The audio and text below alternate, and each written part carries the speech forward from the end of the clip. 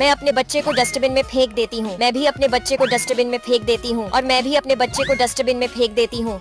ओए पागल लड़कियों, तुमने अपने बच्चों को डस्टबिन में क्यों फेंका? ये हमारे बच्चों के रूप में राक्षस हैं। रुको, मैं अभी चेक करता हूँ। रोबोट बेटा जल्दी आके चेक करो। अरे हाँ, ये तो सच में राक्षस है, तुम जा सकती हो। अरे हाँ, ये भी राक्षस है, तुम भी जा सकती हो। ओ लड़की, ये तो असली का बच्चा है, तो इसे क्यों डस्टबिन में डाला? क्योंकि ये मेरा सौतेला बेटा है। तुझे भी पिंजरे में बंद कर दूं।